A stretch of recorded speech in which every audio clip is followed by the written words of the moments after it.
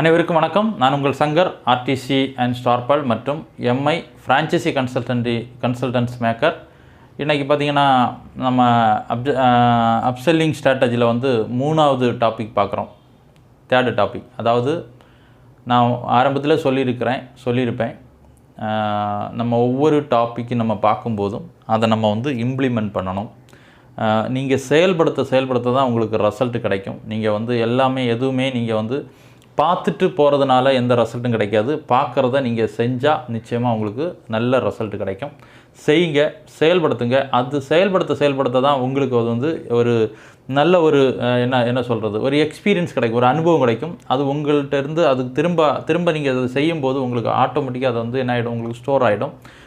அப்போ நீங்கள் எந்த நபர்கிட்டையுமே, எப்படிப்பட்ட நபர்கிட்டையுமே, எந்த மாதிரி கஸ்டமர்ட்டையும் சரி, எந்த மாதிரி எக்ஸிஸ்டிங் கஸ்டமர்ட்டையும் ஈஸியாக உங்களால் நீங்கள் செஞ்ச வேலையை உங்களால் ஈஸியாக அவர்கிட்ட என்ன பண்ண முடியும், கொண்டு போய் சேர்க்க முடியும். அதுக்கு உங்களுக்கு ஆள் மனசு உங்களுக்கு ரொம்ப ரொம்ப ஹெல்ப்ஃபுல்லாக இருக்கும். சரியா? ஓகே, அப்போ நம்ம இம்ப்ளிமெண்டேஷன் பண்ணலாமா?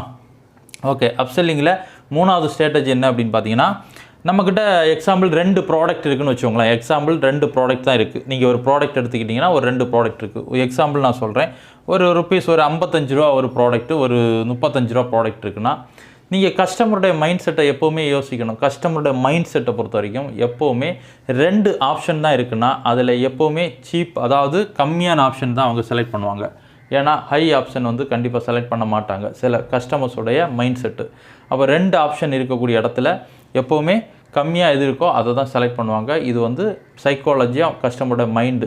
ஓகே, அப்போ அந்த இடத்துல நம்ம செய்ய வேண்டியது என்னென்னா, எந்த ஒரு ப்ராப்ளத்துக்கும் இப்போ நம்ம ப்ரெசன்டேஷன் நீங்கள் பார்த்தீங்கன்னா தெரியும். ஏன் நம்ம 3 ஆப்ஷன் வச்சுருக்கோம்?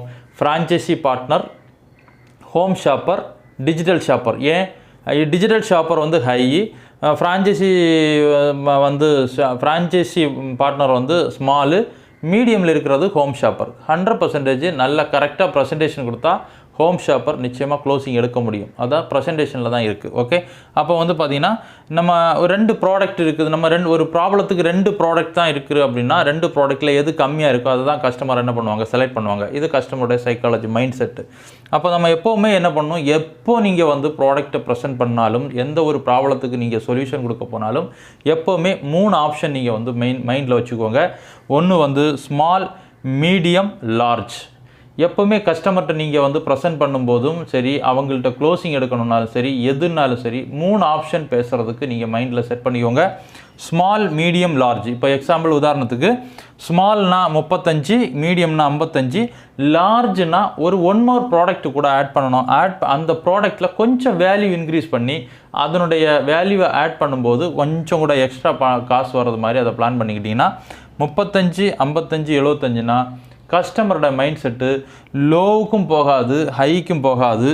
உங்களுடைய மிடில் என்ன ஆகிடும், க்ளோசிங் ஆகிடும். மேக்ஸிமம் உங்களுக்கு மிடில் தான் உங்களுடைய மெயின் ப்ராடக்டாக இருந்தால், நீங்கள் ஒரு ப்ராடக்ட் தான் நீங்கள் கஸ்டமர்கிட்ட பேசணும் அப்படின்னா, அதை விட கம்மியான ப்ராடக்ட் ஒன்றும் அதை விட அதிகமான ப்ராடக்ட்டும் எடுத்து வச்சு 3 ஆப்ஷன் நீங்கள் கொடுக்கும்போது கரெக்டாக நீங்கள் பாருங்கள், கஸ்டமரோட மைண்ட் செட்டில் மிடில் தான் நிற்பாங்க, லோவில் இறங்க மாட்டாங்க. ஏன்னா அவங்க மைண்ட் செட்டில் லோவில் போனால் அது குவாலிட்டி கொஞ்சம் கம்மியாக இருக்குமோ, ஹையில் போனால் இப்போதைக்கு நம்ம ஸ்டார்டிங்கில் நம்ம ஹை வேண்டாம், மிடில் இருக்கக்கூடியதை சூஸ் பண்ணி நம்ம யூஸ் பண்ணி பார்க்கலாம், நல்லா இருந்தால் அதுக்கப்புறம் ஹையில் நம்ம யோசிக்கலாம் அப்படின்னு கஸ்டமருடைய மைண்ட் செட்டு தான் இந்த பவர்ஃபுல் ஸ்ட்ராட்டஜி. இந்த அப்செல்லிங்கில் உங்களுக்கு ரொம்ப ரொம்ப யூஸ்ஃபுல்லாக ஆகக்கூடிய ஸ்ட்ராட்டஜி என்ன அப்படின்னா, ஸ்மால், மீடியம், லார்ஜ் 3 ஆப்ஷன் நீங்கள் பயன்படுத்தினீங்கன்னா உங்களுக்கு நீங்கள் நினச்ச ப்ராடக்டை கஸ்டமர்கிட்ட என்ன பண்ண முடியும், கொடுக்க முடியும்.